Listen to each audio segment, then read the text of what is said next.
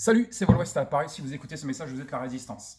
Petite vidéo rapide pour parler archery, arc, tir à l'arc, pour parler tir à l'arc. Je viens de finir de monter mon arc. En fait, je suis repassé sur un arc, un longbow, un arc plutôt traditionnel. Euh, Ouh, il faut respecter les traditions. Donc, je suis passé sur un arc plutôt traditionnel, longbow de chez Bear. Il s'appelle le Montana, donc j'ai trouvé ça plutôt rigolo. Maintenant que ça fait des années que je regarde cet arc, que cet arc me fait de l'œil. Mais donc, je viens de finir de le monter et je suis en fait dans une dynamique ici où je veux reprendre le tir à l'arc pour la chasse et donc je vais aller chasser le lapinou dans les montagnes. Il faut savoir que les Américains ne mangent pas le lapin, ils ne mangent pas les chevaux, ils ne mangent pas le cheval, la viande de cheval, et ils ne mangent pas le lapin. Il n'y a que vraiment les pecnos dégénérés des montagnes qui, de temps en temps, nous font une soupe de lapin. Mais les Américains, en règle générale, ne mangent pas de lapin. Et donc, en fait, nos montagnes sont absolument occupées. C'est une zone occupée par les lapinous. Et donc, je voulais me recentrer en fait sur ici une histoire de tradition de chasse à l'arc l'hiver, parce que je vais monter l'hiver en fait. C'est plus facile pour voir les traces dans la neige.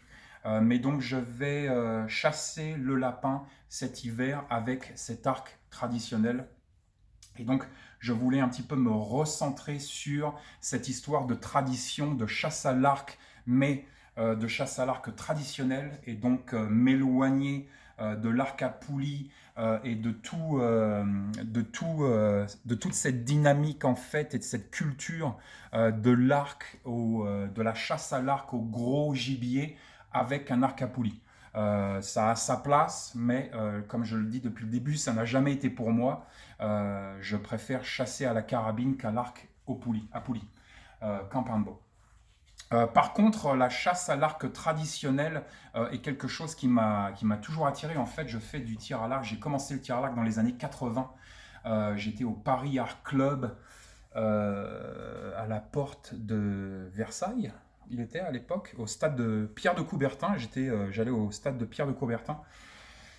Et donc, dans les années 80, je faisais déjà du tir à l'arc. J'étais sur un arc classique qui doit être quelque part par là, que j'ai toujours, SM9. Et en fait, déjà à l'époque, dans les années 80, tout le monde passait sur de l'arc à poulie, tout le monde passait sur du Campambo. Ouais, regarde mon Campambo, putain, 90 mètres, machin et tout. Ouais, c'est plus facile. Et donc ça m'a jamais attiré. Autant l'univers de la carabine, du tir de longue distance m'a toujours attiré, autant l'univers du Campambo ne m'a jamais attiré. Par contre, j'ai un lien assez intime avec les arcs traditionnels. Donc là, je suis sur un longbow. Mais donc j'ai un lien assez... Ouh, il faut préserver les traditions. J'ai un arc, ça pue ce truc. Fouah, ça sent le cul de raton laveur. Et donc j'ai un lien un petit peu privilégié avec l'arc traditionnel et je veux aller chasser avec.